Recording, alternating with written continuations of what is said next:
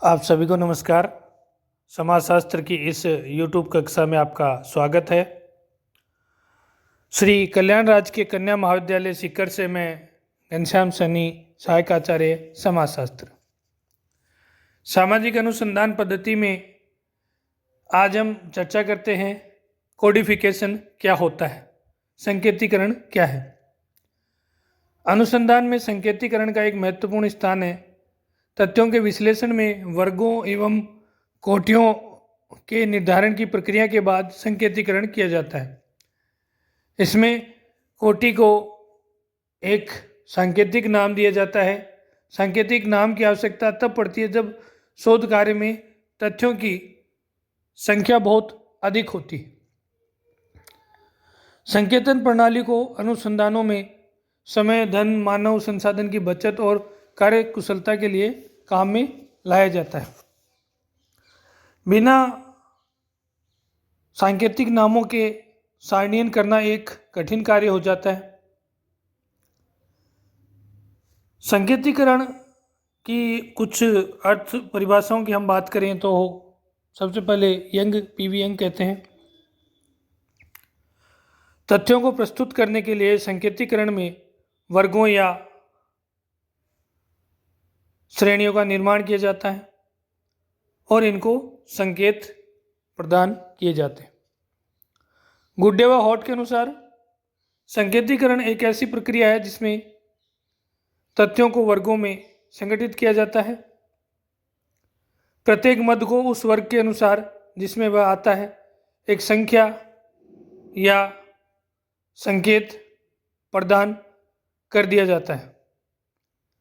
इस प्रकार संकेतों को गिनकर हम बता सकते हैं कि किसी दिए हुए वर्ग में मदों की संख्या कितनी है, परंतु आधारभूत प्रक्रिया वर्गीकरण की है। इस प्रकार संकेतीकरण एक प्रक्रिया है जिसके द्वारा मूल तथ्यों को संकेतों में परिवर्तित किया जाता है। यह संकेत अंक या अक्षर के रूप में हो सकते हैं। इन संकेतों का संबंध निश्चित वर्गों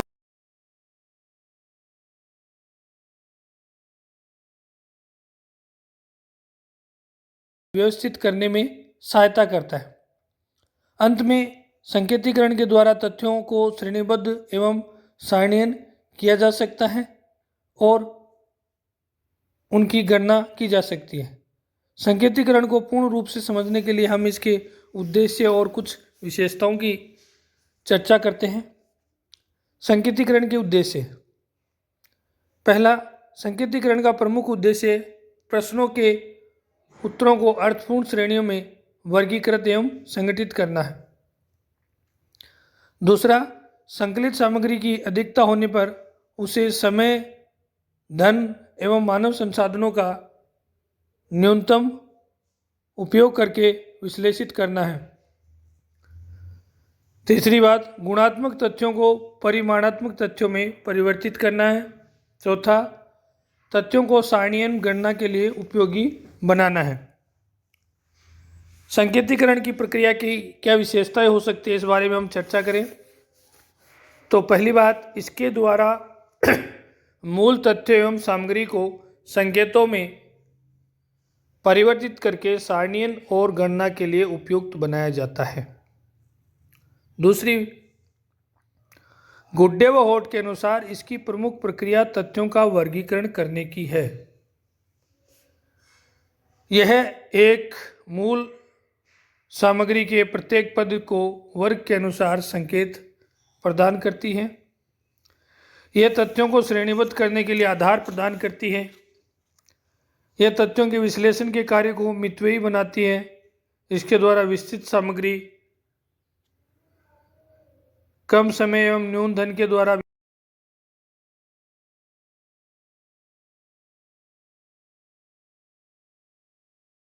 तथ्यों को परिमाण के में परिवर्तित करके सांख्यिकीय विश्लेषण के लिए तथ्यों को उपयुक्त बनाती है। यह तथ्यों को शुद्धता प्रदान करती है। इसके द्वारा शोधकर्ताओं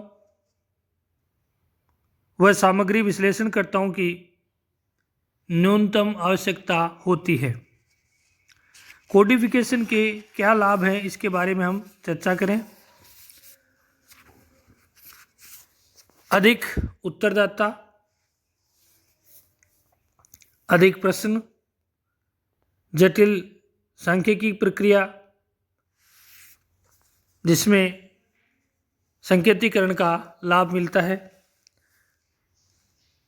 खुले प्रश्नों के उत्तरों का विश्लेषण और वर्गीकरण करने में संकेतीकरण एक विशेष उपयोगी विधि है।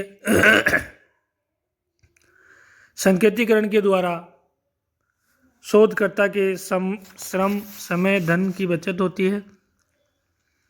इसके द्वारा पुनः सारणीकरण करने की आवश्यकता नहीं पड़ती। शोधकर्ता को पुनः सारणीकरण बहुत कम करना पड़ता है। संकेतीकरण परिशुद्धता में वृद्धि करती है। इस प्रवृत्ति में त्रुटियां होने की संभावना बहुत कम होती है। संकेतीकरण के प्रमुख चरण। संकेतीकरण के 2 चरणों में पूर्ण किया जाता है। सबसे पहले यह निश्चित किया जाता है कि शोध सामग्री के विश्लेषण को कितनी श्रेणियों में बांटा जाए। इसको वैज्ञानिक संकेतीकरण की संरचना कहते हैं। दूसरे चरण में उत्तरदाताओं से प्राप्त उत्तरों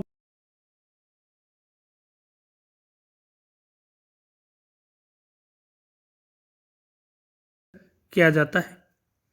यह प्रथम चरण से संबंधित होता है। वास्तव में उत्तरों का संकेतीकरण इस द्वितीय चरण में ही किया जाता है।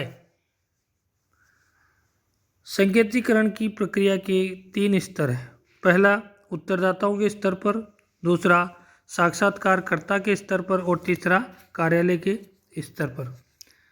संकेतीकरण संपन्न करने पर संकेतों का चयन किया जाता है और संकेतीकरण की जो प्रक्रिया है वो एक विशेष और जटिल प्रक्रिया है। संकेतीकरण की विश्वसनीयता में कई बार कुछ कठिनाई आ जाती है। पहली है तथ्यों से उत्पन्न कठिनाइयाँ, दूसरी है श्रेणियों से उत्पन्न कठिनाइयाँ। इन संकेतों के निर्धारण के लिए अनुसंधानकर्ता या अध्ययनकर्ता को प्रशिक्षण दिया जाना चाहिए। संकेत निर्धारकों का प्रशिक्षण निम्न प्रकार पूर्ण किया जा सकता है। पहला, संकेतों का स्पष्टीकरण और दूसरा परिभाषा एवं कार्यप्रणालियों का विकास, तीसरा श्रेणियों में संशोधन, चौथा संकेतीकरण की जांच, पांचवा है तुलनात्मक जांच। अब एक अन्य इसमें महत्वपूर्ण जो बिंदु है वो है कि संकेतीकरण टेस्टिंग ऑफ कोडिंग क्या होती है। सेलिस व अन्य ने इसकी जांच के लिए निम्न सुझाव दिए। पहली बात, एक रूपता। साक्षात्कारकर्ताओं एवं निरीक्षणकर्ताओं को पर्याप्त निर्देश देने के लिए जिससे वे तथ्यों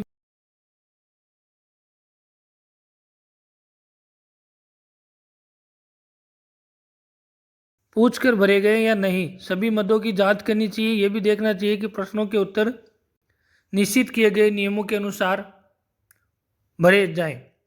सुवाच्यता, साक्षात्कारकर्ता, उत्तरदाता, निरीक्षणकर्ता आदि के द्वारा भरे गए उत्तर पढ़े जा सकते हैं अथवा नहीं, इसका ध्यान रखना चाहिए। यदि उत्तर पढ़ने में नहीं आए तो उसका संकेतीकरण कैसे किया जा सके, इसलिए प्रत्येक प्रश्न सुयोग्य रूप से पठनीय होना चाहिए। ग्राह्यता, कई बार ऐसा देखा जाता है कि उत्तरदाता, साक्षात्कारकर्ता या निरीक्षक अपनी लिखावट स्वयं तो पढ़ सकते हैं परंतु दूसरे उसे नहीं पढ़ सकते। इस प्रकार के उत्तरों को संक्षिप्त में लेखबद्ध करते हैं जिसमें संकेतकर्ता उन्हें समझ नहीं पाता। संगति, कई बार साक्षात्कारकर्ता असंगत तथ्य लिख लेते हैं जबकि कोडिफिकेशन के लिए असंगत तथ्यों का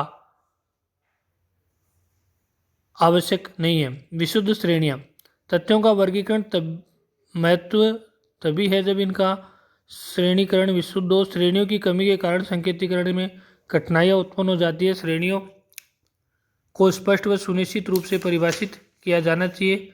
संकेतन की सत्यता, विश्वसनीयता, प्रामाणिकता संकेतनकर्ताओं की योग्यता, प्रशिक्षण व कुशलता पर भी निर्भर करती है। इसलिए संकेतन की प्रक्रिया में इस बात का पूरा ध्यान रखना चाहिए कि संकेतनकर्ता योग्य व अनुभवी हों। इस प्रकार कोडिफिकेशन या संकेतीकरण सामाजिक अनुसंधान पद्धति में तथ्यों का संसाधन में एक महत्वपूर्ण विधि है। धन्यवाद।